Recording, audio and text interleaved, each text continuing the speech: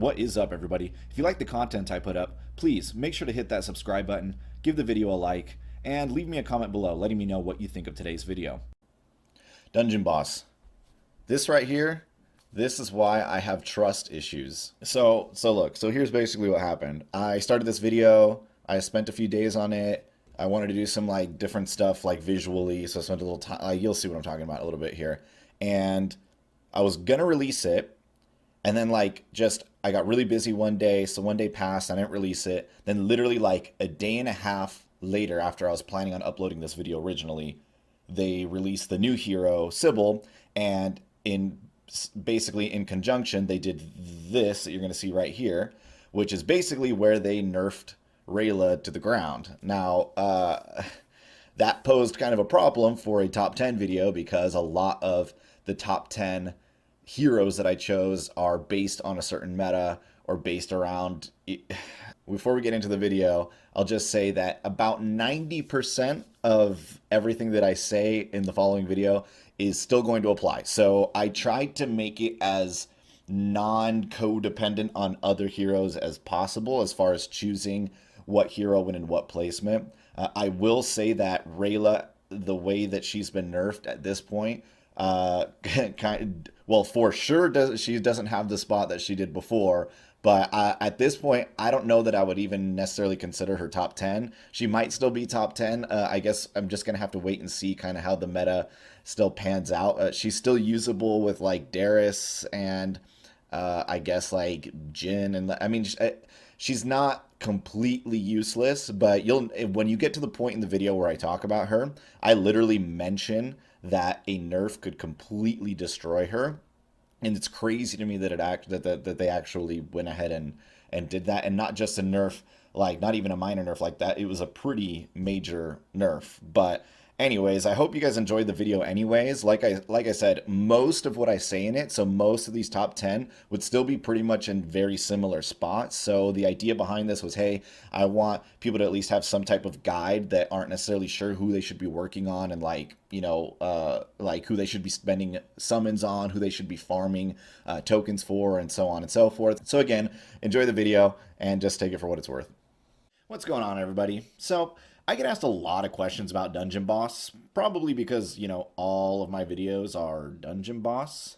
Wait, what's that? But perhaps one of the questions I get asked more than others is, which hero should I focus on? I get asked this online, I get asked this on YouTube, in-game. I'm always getting asked, hey, who should I be starting up? Who should I be ascending? Who should I like be focusing my resources into?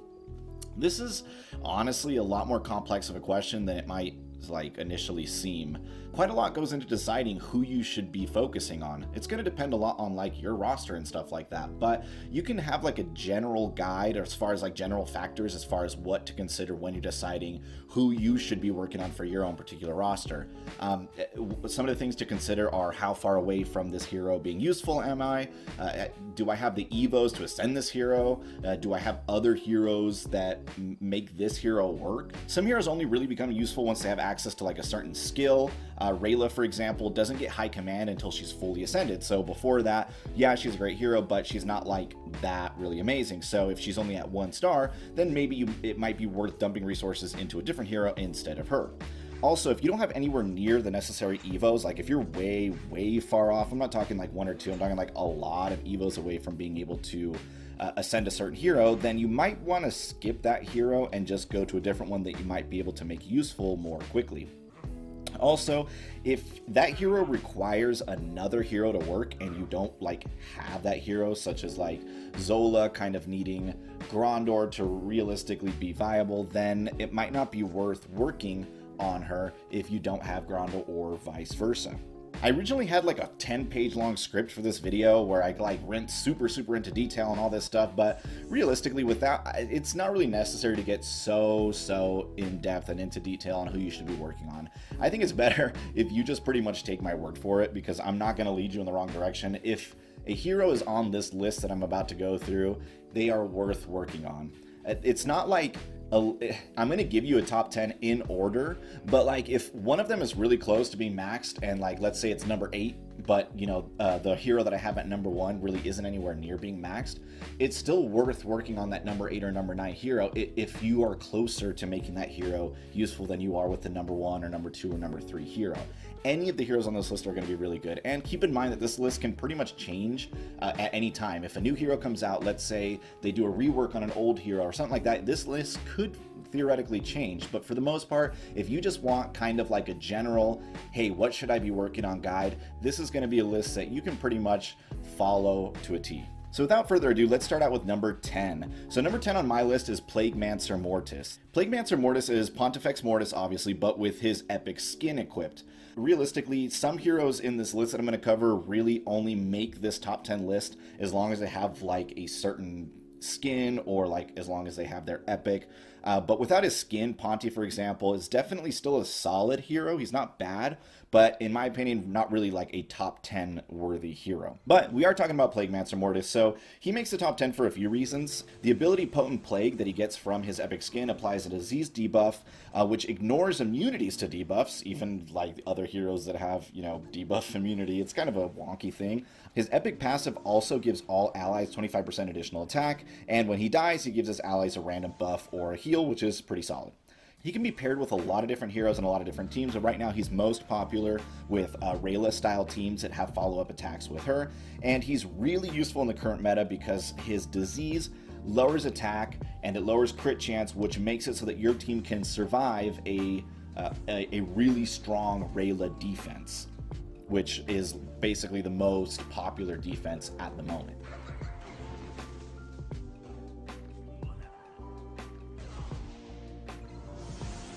My number 9 pick is Malice. So Malice has been around since like the dawn of time. She has super good passive abilities such as Gluttony, Abandon All Hope, Wrath, and she has like really strong moves. Her Malevolent Strike and Envious Rampage are two of like the strongest special attacks in the game as far as like actual damage output. They can pretty much wipe out just about anybody if it hits them, and it also is like comes in really important during things like boss invasion and stuff like that. She does have an epic, which is good, boosts her stats a little bit, but it's not like she can work without a maxed out epic. She doesn't necessarily like need her epic. You could use her at lower levels even, and she could still like pump out a ton of damage. Now, she is mostly used in PvP, but she can put out really big numbers in things like boss invasion and could be pretty useful in PvE as well. She works really great with Zul'Qad, who's kind of like her legendary champion, so to speak, like for the demon class, but she doesn't necessarily like need Zul'Qad. She just works better with him. She also works really well with heroes that buff dark heroes like Shade or Yan Lao or something like that. She also has a farmable PvE map where you can get her token. Granted, it's only one per day, but you can get her tokens for free, essentially once per day at a slow and steady race. She does pop up in the portal every now and then, but it shouldn't be too hard to star her up if you're taking advantage of all the times that she's offered in various different events. Currently, she's used in one of the most meta PvP offenses. Not so much on defense, but definitely on offense. She helps with a Zul'Qad team that you can see in some of my previous videos, but at least for the moment, she's super good, and I could see her probably lasting into the future as well.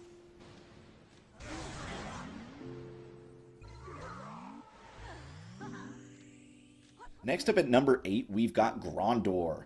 Grande's a pretty unique hero. Arguments could probably be made for him to be higher on this list, but for me, I think he fits really well at number 8. His main role is to aid his teammates. He gives them tons of immunities, he stops retaliation attacks against them, he makes your lowest defense hero untargetable, and he heals when he dies. In addition, he makes Zola fast, which is pretty much the only way that she becomes usable. His main drawback, in my opinion, and the reason I can't really put him higher on this list, is that he doesn't do much other than just providing support. What I mean by that is, yes, he helps his team a lot, he makes it so that they can win games, but if it were to get down to the wire and like maybe it's like just him, you're pretty much out of luck at that point. He's not really going to win you a match on his own, and without his teammates, he really can't do much. He doesn't have a lot of damage output, and realistically, he becomes a little bit lackluster if your plan kind of falls apart. Overall, though, he's a really effective hero for what his specific role is, and definitely one that you could focus on depending on what team you have to go with him. He can also help quite a bit during some boss invasions, but again, the problem with him in boss invasion is he's not putting out really any damage, so he's pretty much only there to just try and keep your team alive. So if the rest of your team dies, which they do a lot in boss invasion, then he's really not going to provide a lot more help to your team at that point.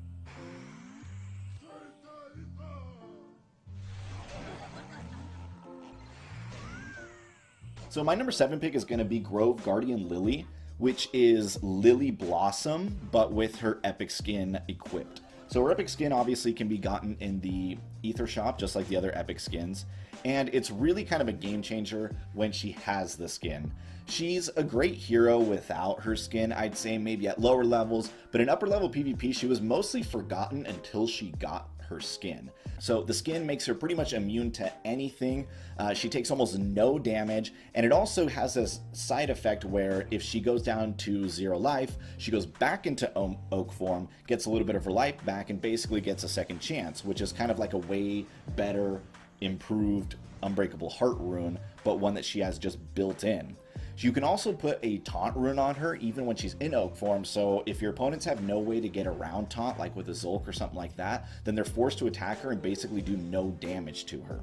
Her abilities are pretty good, but like Pontifex, I do believe that she needs this skin to be considered a top 10 hero. Even though all of her specials are halfway decent, her Vine special is definitely her strongest move and essentially is her win condition. So what I mean by that is she is a hero that once you put out one of her moves, you could theoretically win the game with it, even without any of your other teammates alive.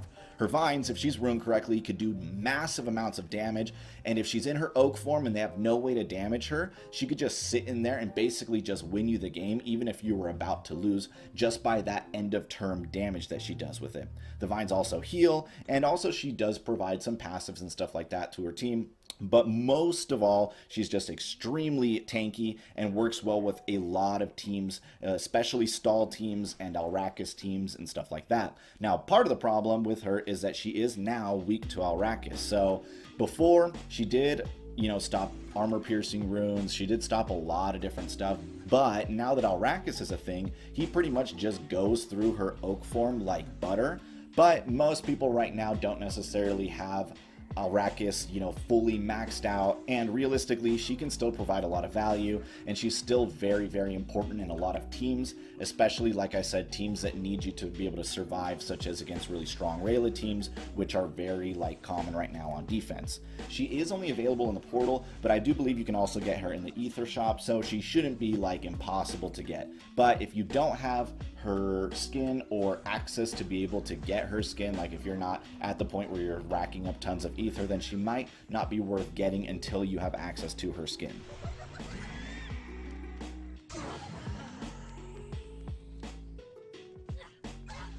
Yanlo is my number 6 pick. A lot of people call him Dark Jinn, Purple Jinn. He's a Jinn counterpart, but does have a lot of usefulness in his own right.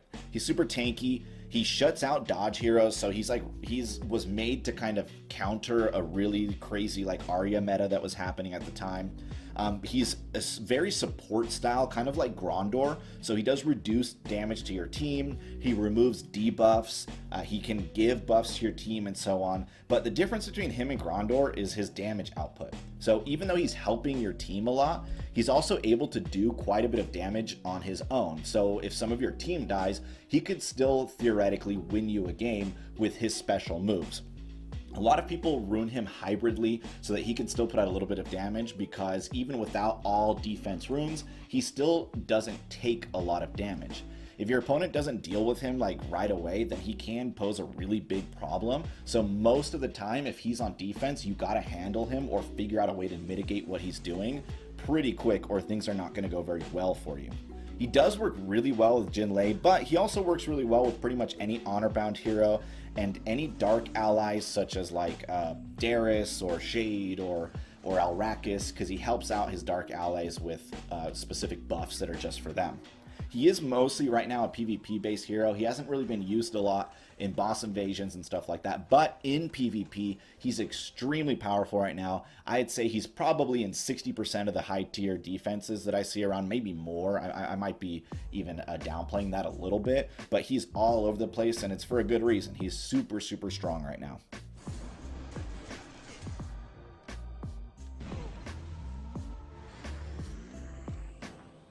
Coming in at number 5 is Epic Aria.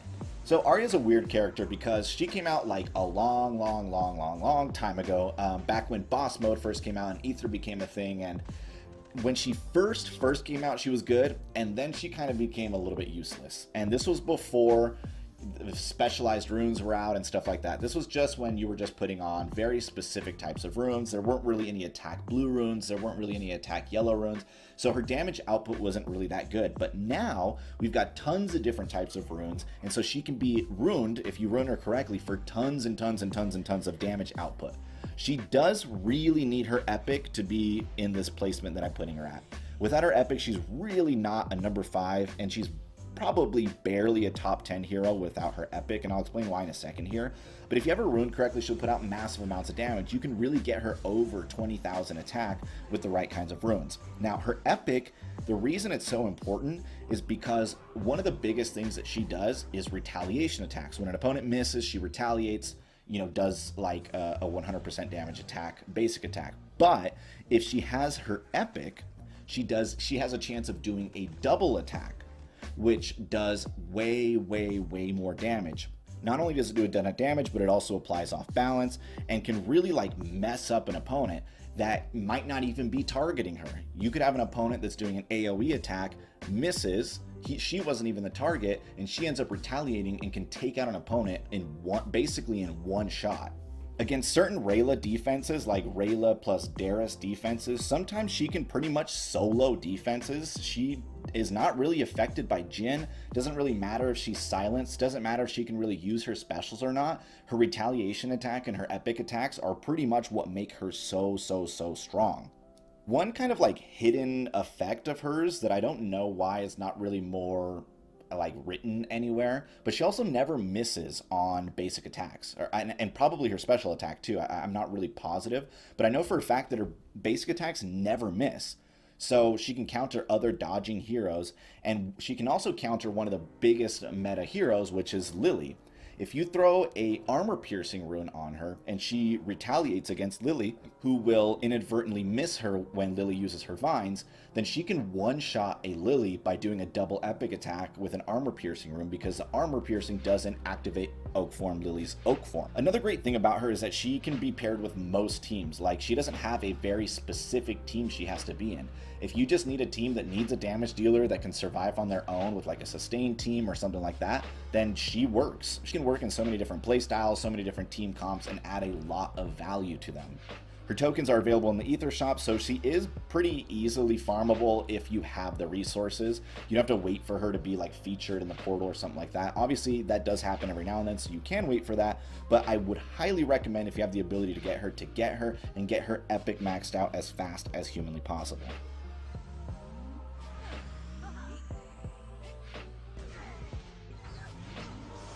Emperor Zul'Qad is my number 4 pick. He is an absolute force to be reckoned with. He completely neutralizes almost any other hero with Into the Pit. He can be ruined for defense, he can be ruined for offense, he can be ruined pretty much however you want him to be. I think most people ruin him for a defense. I have mine a little bit hybrid on the side of a little bit more defense and offense, but you can ruin him however it kind of fits. He's still viable even against Raela teams. Even though he's been around since Christmas, he still works really well, and is probably going to keep working for a really long time. There are ways to counter him, but he is a counter to so many other teams that it's hard to not put him in this spot. He makes Malice even stronger than she already is. He immediately, at the beginning of a fight, makes a fight 3 versus 4 by pitting one of the opponent's enemies. He's basically, he might as well be immune to debuffs. I don't know why they didn't just make him debuff immune, but at the beginning of a turn, beginning of his turn, he removes 3 debuffs that are on him. So realistically, odds are he's probably not going to ever have any debuffs on him.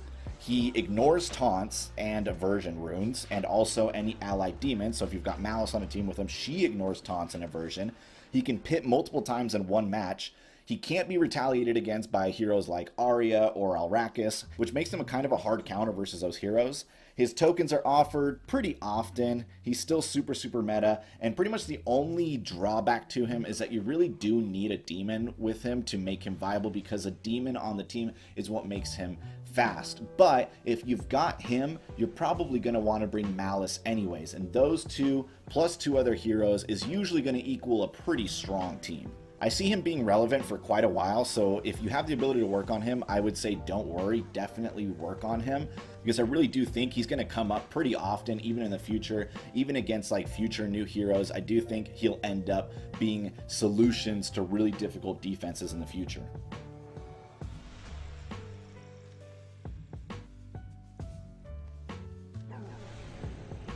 All right, so coming in hot at number 3 is the Shadow Dragon Alrakis Skullkeeper. So it was a really hard decision between putting him at number 3 or number 2. Obviously, when you get this high up in a top 10, it's hard to really decide between who goes where. And arguments could be made for him to be number 2, and honestly, I might agree with some of those arguments. It was really hard for me to decide between putting him here, but I'll try and explain my reasoning as best I can. For the most part, just know that he is extremely, extremely good. He is at minimum the 3rd best hero in this entire game. So if that's not enough for you to want to work on him, then I don't know what to tell you. His chaos damage is so incredibly overpowered at the moment that it's nuts. It's nuts. It neutralizes pretty much all other meta heroes. I'm talking about Lily, Aria, other Alrakis heroes. He's immune to silence. He buffs all of his heroes with passives. He does massive, massive amounts of damage with his special attacks. He follows Reyla's high command and can easily win you fights that are basically lost. Like, you could be right about to lose a match and he will win you the match. His passive that does damage even after he's dead, if you have him ruined correctly, will do massive amounts of damage. Plus, if you have him on a team with somebody else that does passive damage like Lily or something like that, at the end of the turn, you're looking at huge, huge amounts of passive damage where you literally don't have to do anything. The fact that he can keep giving you value even after he dies is what makes him so extremely good. I see him being an absolutely necessary hero moving forward, so if you don't have him in your roster, or you're not working on him, or you see him in the portal and you're not trying to get him, you are making a huge mistake. If you are at least VIP 5 or above, he's still in the VIP portal, so please do yourself a favor and go get him immediately.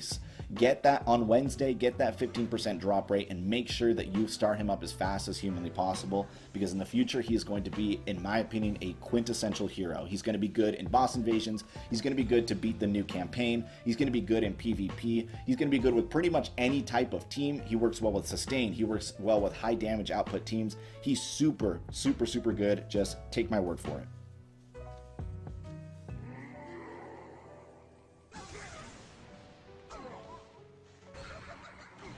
So by now you guys probably already kind of have an idea of who the number 2 and number 1 heroes are. So let's just get to it. Number 2 for me is going to be Jin Lai. So earlier I said it was kind of a hard decision between 2 and 3. The reason for me that I believe Jin Lai is number 2 above Alrakis, at least for the moment, is because Jin Lai is, in my opinion, probably the most prolific hero in Dungeon Boss. And what I mean by that is he is everywhere. At every level, you will find Jin Lai. If you're down in 30s, 50s, 60s, 80s, you will find Jin Lai. Jin Lai has to be, if I had to make a guess, I'd say he's in like 90 or more % of defense teams. The other reason that I put him in this spot is because I feel that he's been around so long that he's almost become a little bit underappreciated. And what I mean by that is, he has amazing stats, so yeah, his base stats are really good, right? Even at low stars, his passives are super good. He immediately can provide you value. So like I said, even at lower levels, he's already really strong. He's got super strong special moves that have really high damage output to the point where he's almost necessary on any boss invasion team because he does so much damage. And something that I think that people don't really think a lot about when they think of Jin is that he pretty much shaped every single meta that came after him. So he shaped every hero design that came after him. He shaped foresight runes. Like, I'll give you a couple examples. So Craw came after him specifically to try to counter him because he was silencing everybody. So Craw had to like add foresight to try and stop everybody from being silenced. Craw's whole purpose was basically to try and counter Jin. He was the reason Foresight runes became made, because not enough people were wanting to use Craw, so Foresight was a way to be able to stop everybody from being silenced by Djinn, and to be able to like experiment more without needing to have Craw on your team. And pretty much every team is shaped around whether or not it can work versus Djinn, because almost every single defense has Djinn on it. He's basically become a required hero all around at this point. I really don't see him going anywhere for a very long time. He pairs with almost any team, he pairs with almost any hero, with almost any playstyle, and like I mentioned, is still super necessary in things like boss invasions, PvE, and pretty much any other type of event. He's extremely versatile. You can rune him all different kinds of way. His epic is really good, but not like mandatory, but really, really good. The damage doesn't even matter from his epic because of the passives he gets from his epic. One thing I'll say is just make sure you get him at all costs. The top 3 heroes that we're going to mention, Arrakis, Djinn, and then number 1, make sure you're getting them at all costs, no matter what.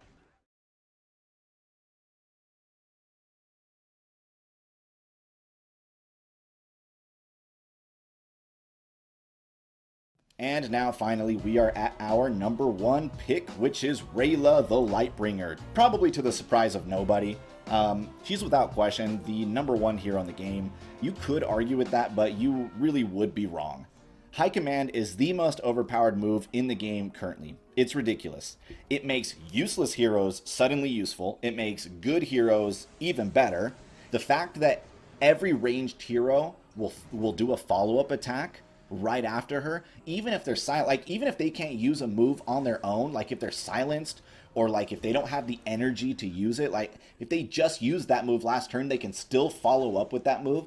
This is like such a broken special attack, and it's what makes her so usable on defense right now. Aside from that, she also buffs heroes, and her passives like aren't necessarily the greatest in the game, but that should just show how incredibly overpowered that High Command is, because the rest of her kit really isn't that amazing. But the fact that she has the High Command that she does makes it so that she is so absolutely necessary. If you do not plan for a defense with Reyla, you're most likely going to lose. Raela makes it so that there is no one-size-fits-all attack team. There are some that are out there that are kind of finally coming up, but it's taken quite a while for people to figure out how to even deal with her. She brought back a lot of heroes that nobody was using, like nobody was using Arent for a while, nobody was using Ember for a while, nobody was using Darius for a while, and all of a sudden now these are usable heroes specifically because of Raela. On top of that, she makes other S-class heroes suddenly way better. She makes Djinn way better. She makes Yan Lao way better than they were before, simply because of that High Command. She is by far the strongest defender right now. There are other options that don't necessarily use her, but you will not have as good of a defense without her. She is basically mandatory on defense.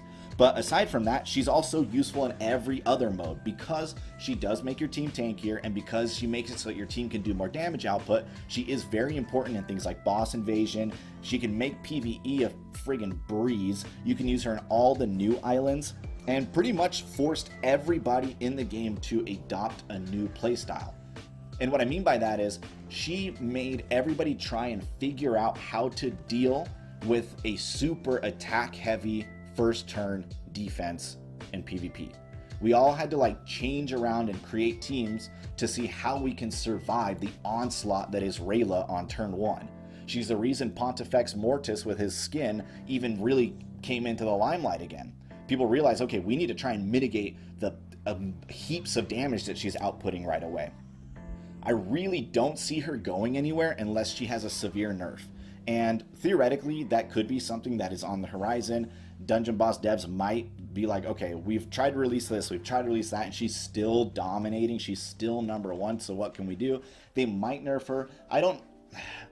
I worry that if she gets nerfed, then she'll become useless, because again, that High Command is basically what makes her so good. So if they nerf it, then she's basically going to be collecting dust. But at the moment, she is definitely the number 1 hero, and I don't really see them making any significant changes to her. So I would say right now, regardless of what level you're at, if you can work on her, definitely do it.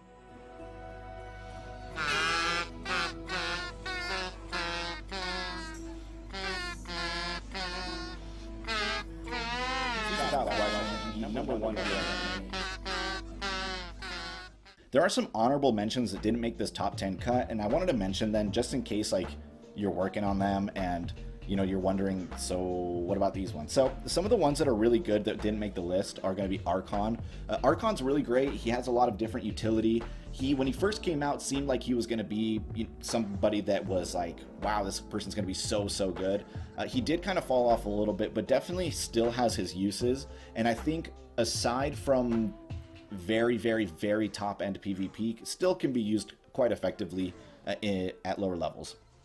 Arent is somebody that's really easy to farm. You can get him everywhere, and he's super strong.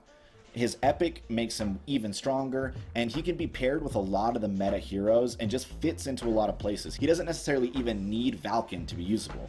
He just needs a type of team that can make sure that he stays alive until he can use his moves. Zola is another good hero that probably would have been number 11 if I did a top 11. She's really good when she's paired with Grande, but her problem is that she has to be paired with Grande. And another problem is that she's a little bit of a glass cannon. She's really easy to kill, but she does tons and tons of damage. She doesn't really work super well with a lot of other meta heroes right now, but if you want to use her, she does pair very well with like Lily. Arrakis she works pretty decently well with, but you have to have Grande, and Grande is not necessarily my favorite pick to take one of those 4 spots. If you're going to have a not top 10 hero in there, it kind of like makes your team not as effective, and she's really not super effective against Reyla, which again puts her a little bit lower on the list.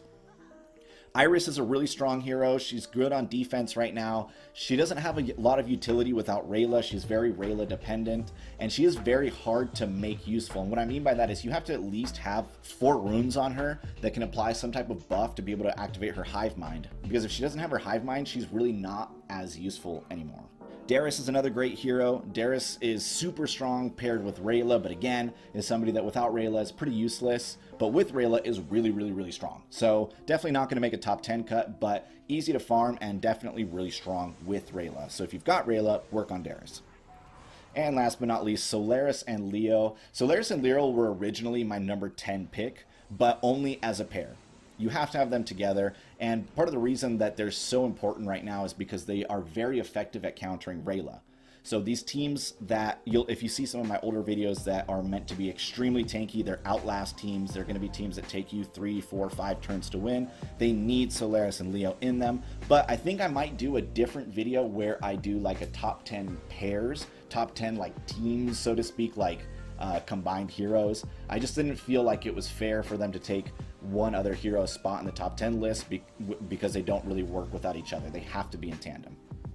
What's up, everyone? I hope you enjoyed the video. I tried doing something a little bit different than I normally do. Like my picture down over there and me just playing and talking and so on and so forth. But I wanted to run something by you guys while I have you here. I do like to play a lot of other games. I play games such as Magic the Gathering. I play Overwatch.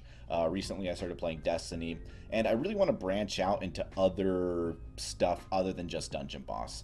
Now, as I'm getting kind of this viewer base from you guys, and as I'm getting a more solid amount of people that are regularly visiting the channel, I'd like to go in a direction that you guys would like. So in the next week or so, I'm going to upload a couple videos showing you other stuff that I play, but I'd also really like to hear what you guys play. So in the comments below, if you let me know what games you really like and what games you might like to watch me play, or you might like other tips and tricks on and stuff like that, please let me know, because I know that I pretty much only upload Dungeon Boss stuff to my channel, but I do actually play a lot of other games. And hopefully I show you some games that maybe you guys might like to try as well. Anyways, let me know what you think in the comments below. I won't take up too much of your time. I will see you guys next time.